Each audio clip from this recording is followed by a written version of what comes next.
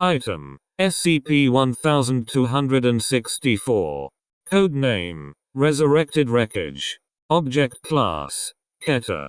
Special Containment Procedures: SCP-1264 is located 75 meters below the ocean's surface 1 of the South Pacific at 48 degrees 52.6 S 123 degrees 23.6 W. It is to be held in place by 8 pairs of 10 kilotons deadweight anchors chained together and attached to SCP-1264. Mobile Task Force Gamma-6 aka Deep Feeders will be tasked with performing bi-monthly examinations done by remote submersibles in order to inspect the integrity of the anchors and chain. 450 naval contact mines will be positioned around, over, and under SCP-1264. The mines will be placed 20 meters from each other in order to sympathetically detonate in the event of a contact. Shipping lanes and aquatic anomalies, such as SCP-2467, will be diverted in order to avoid the containment area. Since detainment, SCP-1264 has exhibited no activity but still remains buoyant. Description: SCP-1264 is an amalgamation of once derelict warships and various pieces of flotsam jetsam that have been adhered together by organic secretions. The main body of SCP-1264 is made of 5 World War II-era warships that were used as target ships as part of the Operation Crossroads atomic bomb tests performed at the Bikini Atoll in 1946. The following ships that make up SCP-1264 were confirmed to have sunk after the tests: USS Saratoga, CV-3, Lexington-class aircraft carrier; Nagato-class dreadnought; Prince Eugen, Admiral Hipper-class heavy cruiser; USS Lamson, DD-367, Mahan-class destroyer; USS Apagan, SS-308, Baleo-class submarine. Various sections of a Yardola, Yo-160. Survey reports of the wreckage performed at the Bikini Atoll in 1954 showed a number of sunk ships missing from the lagoon. In response, the U.S. Navy built and sunk several dummy ships in their place in order to cover up any evidence of the missing original ships. The U.S. government then initiated Operation Castle under the guise of nuclear testing, but was actually intended for the purpose of creating sufficient nuclear fallout as to make the Bikini Atoll area uninhabitable. SCP-1264 was first documented on the 30th of January, 1959, 56 kilometers south of Cape Farewell, Greenland when it engaged and sunk the Ms. Hans Hedtoft during its maiden voyage. SCP-1264 shows only moderate corrosion and damage in contradiction of U.S. Navy records on the individual ships. The centerpiece of SCP-1264 is the aircraft carrier with several large jib cranes attached to its deck. The other ships are fastened to the sides of the centerpiece by means of hardened secretions. All of the ships are missing their superstructure or conning towers. Other flotsam and jetsam has been attached to fill in empty spaces between the ships and roughly makes up 12% of the SCP-1264's total mass. SCP-1264 is armed with various pieces of artillery, torpedoes, AA guns, and depth charges. However, only several pieces of artillery have ever been seen in use, which indicates that either the remaining are non-operational or there are insufficient resources to operate them. SCP-1264 spends most of its time underwater as a submersible. Above the water, SCP-1264 is capable of speeds up to 31 knots. SCP-1264 is maintained by a crew that has been designated SCP-1264-A. Each fit inside a U.S. Navy standard rubber diving dress and are equipped with a Mark V diving helmet and weighted boots. SCP-1264-A are headless humanoid entities closely related to sea cucumbers. See Autopsy report. SCP-1264-A are also connected by a flexible arterial cord roughly 90 meters long that is in turn connected to SCP-1264's interior. SCP-1264-A displays a deep understanding of SCP-1264's mechanical and electrical systems. SCP-1264-A habitually performs repairs and maintenance with what is available within their designated areas. SCP-1264-A are characteristically slow, obstinate, and exhibit no real intelligence of their own. SCP-1264-A also secrete a strong adhesive through their gloves that act as a waterproof sealant, binder, filler, and cement in order to maintain the structural integrity and buoyancy of SCP-1264. All of SCP-1264's steerage and weapon systems are operated by SCP-1264-A. In turn, SCP-1264-A is commanded by a single entity designated SCP-1264-1.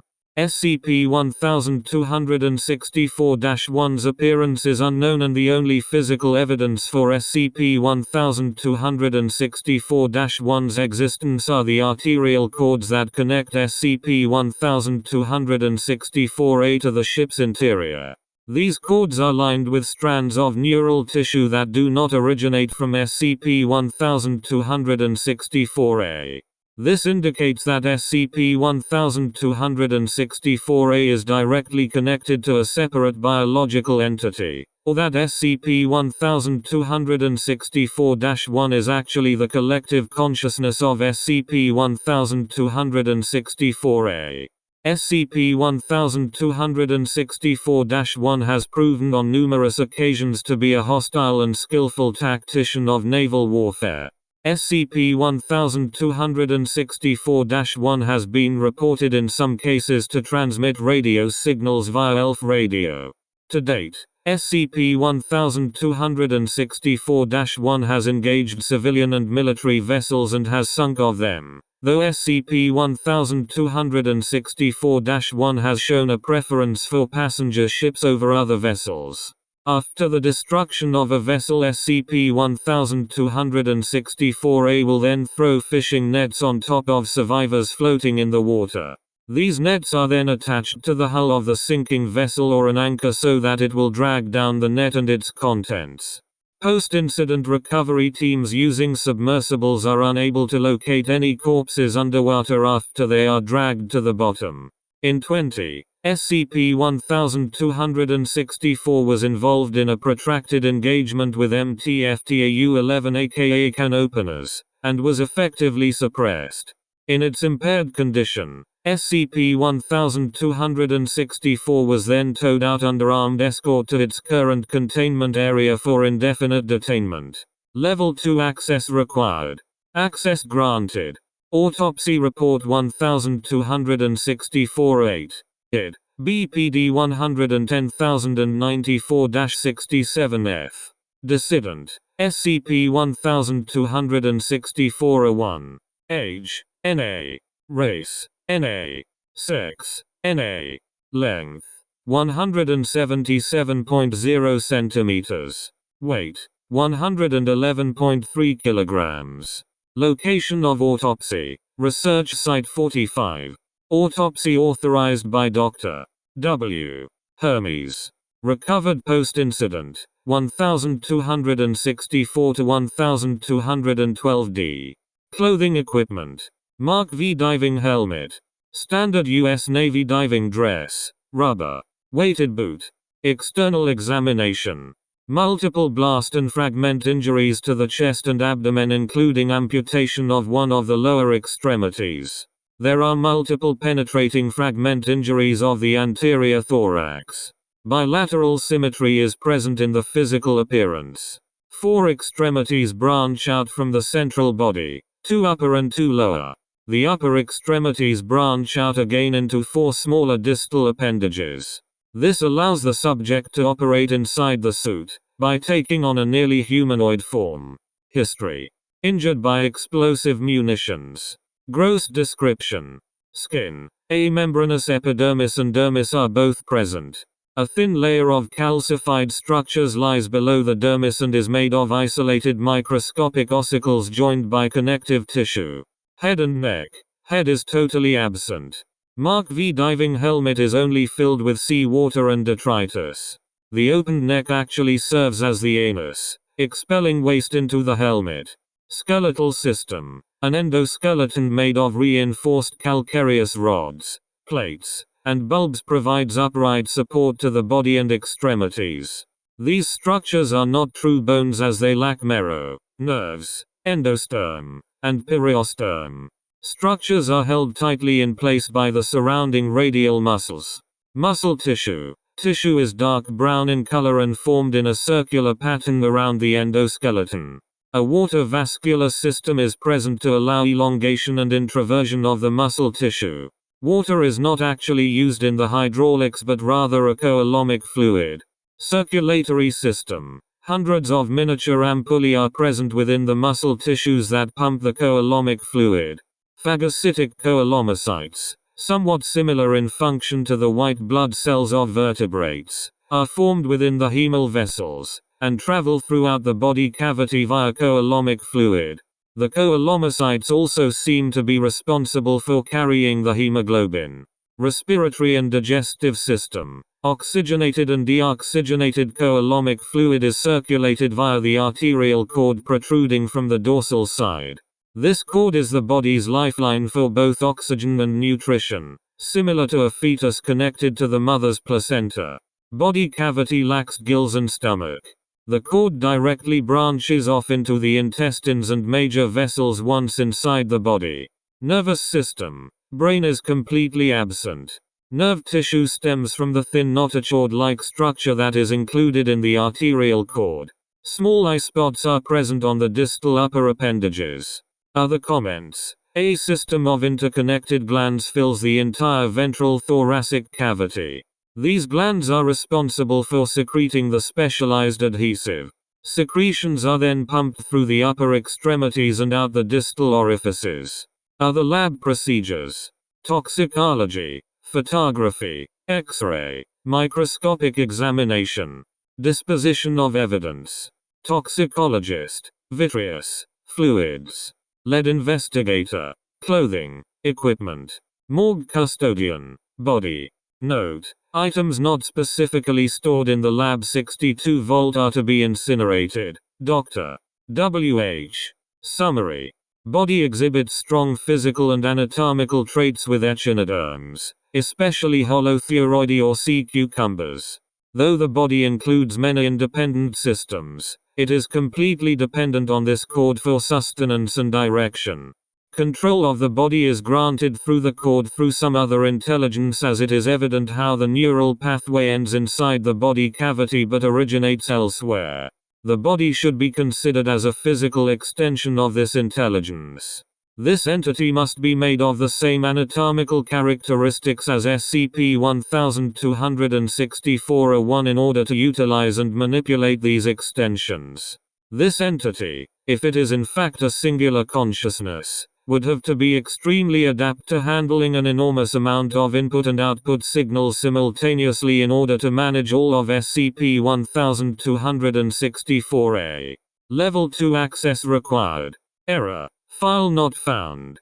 Exclamation point. Admin comment. Content moved to secure server. Verifying clearance. Verified. Initiating automatic protocol override. Generating temporary password. Your temporary password. Azure Cesium Salmon. 21. Password is valid for 00H20M. Zeros. Verifying password. Verified. Verifying clearance. Verified. Access granted. Client connecting to LV3 Secure Server 32. Request timed out. Request timed out. Request timed out. Client connection failed. Error 556. Client connecting to LV3 Secure Server 32. Attempt 2 of 3. Client connection established. Decrypting file. Decryption complete. Opening file. MTF After Action Report 1264D2. SCP involved. SCP-1264. MTF involved. MTF-TAU 11. Date: Ma. 11, 1999. Location: 15 kilometers north from the coast of the Hawaiian island of Kauai. Preamble: engagement is authorized after a cruise ship is attacked by SCP-1264. MTF-TAU-11 aka can openers is dispatched to the area with 5 Pegasus-class hydrofoils, PHM-7 through PHM-11, and 1 Juliet-class submarine, CMS-3, from Marine Command 09. CMS-3 was standby and awaiting clearance from the PHM Rapid Response Unit in order to launch its P-500 missiles without jeopardizing civilians. Upon arrival of the PHM unit, the cruise ship was on fire and taking on water while listing steeply to port. SCP-1264-A was seen from a large opening on the starboard side throwing fishing nets over the survivors in the water. 1301. MTF-TAU-11 PHM unit made contact with SCP-1264 while SCP-1264-A attempted to ensnare the survivors. PHM-7 and PHM-9 then broke formation to engage SCP-1264-A directly using their 76mm guns. SCP-1264-A was quickly suppressed as PHM-7 and PHM-9 fired along SCP-1264's starboard hull. 1303. PHM-8, PHM-10, and PHM-11 fired their Harpoon missiles directly into the stern of SCP-1264 from a distance of 750 meters away. SCP-1264 was hit and took damage to 2 of its rudders. 1304. SCP-1264's port side turrets all turned 90 degrees to their 9 o'clock position just before SCP-1264 rapidly dove into the water. Afterwards, underwater explosions and floating debris were seen trailing off to the west. PHM-7 and PHM-9 investigate. During this time, CMS-3 made positive radio communication with SCP-1264-1. See Addendum. 1310. Behind the remaining 3 PHMs, SCP-1264 partially resurfaced, just enough to expose its port side turrets. SCP-1264 was positioned with the PHM's starboard hull directly in its line of fire. 6 of the port battery's 140mm guns fired into the 3 PHMs, effectively destroying them. PHM-7 then relayed to CMS-3 that SCP-1264 was clear of the civilians. CMS-3 then launched 2 P-500 missiles, targeted at SCP-1264. 1311. SCP-1264 then began to move towards the capsizing cruise ship and fired 2 of its 410mm guns at the exposed bilge keel at a distance of only 175 meters. The ship exploded and splintered into several sections.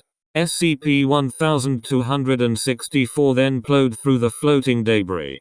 The P-500 missile's active radar was unable to distinguish SCP-1264 from the wreckage and they missed the target. 1313. SCP-1264 launched Mark 14 torpedoes at PHM-7 and PHM-9. SCP-1264 collected the remaining nets of ensnared passengers and dove underwater for a second time. Both PHMs easily outmaneuvered the torpedoes. CMS-3 was then ordered by Marine Command 09 to track SCP-1264 with sonar and pursue. The remaining PHMs attempted to retrieve any survivors left in the water that were able to avoid the nets. Only 19 out of 215 bodies were recovered from the scene. 1510. CMS-3 lost contact with SCP-1264 55 km NE of the incident. Addendum. During this incident between 1306 and 1310, CMS-3 made positive radio communication with SCP-1264-1 over ELF radio signals. Below is the audio transcript between the operator and SCP-1264-1 after its initial dive. SCP-1264-1. Deep gurgling noises. CMS-3. Unknown contact. You are ordered to resurface or be destroyed. Do you copy? SCP-1264-1. Continued gurgling. CMS-3. Unknown contact. Resurface or be destroyed. Do you copy? SCP-1264-1. Gurgling pauses. A deep voice is then heard. The interlopers want my compliance. Gurgling. Granted. CMS-3. Unknown contact. You have 2 minutes to resurface. This is an ultimatum. Do you copy? SCP-1264-1. Gurgling. Yes. Sustained gurgling for the next 2 minutes. CMS-3. Unknown contact. Respond. SCP-1264-1. Loud banging is heard in the background. Preparing to resurface. At this time, SCP-1264 resurfaced and destroyed 3 of the PHMs. SCP-1264-1. Drown. With me. Static. Post-encounter summary. The survivors were debriefed and given Class B amnestics before being handed over to the U.S. Navy. A cover story was distributed through the media that the cruise ship sunk after suffering a catastrophic engine fire which killed almost all of the passengers. A false investigation of the accident was also initiated in order to suppress growing public suspicion. On June 8, 1999, SCP-1264 was reported and photographed by a fishing trawler in the Indian Ocean. Photos were intercepted and revealed that all damage done to SCP-1264 during Incident 1264-D2 had been repaired. Additional spending was later approved for MTFTAU-11 for expanding its fleet to include aerial support, acquisition of heavier armament, and installation of passive sonar buoys at strategic locations. End of file. Footnotes. 1. Below 75 meters is considered to be SCP-1264's crush depth based on engineering analyses.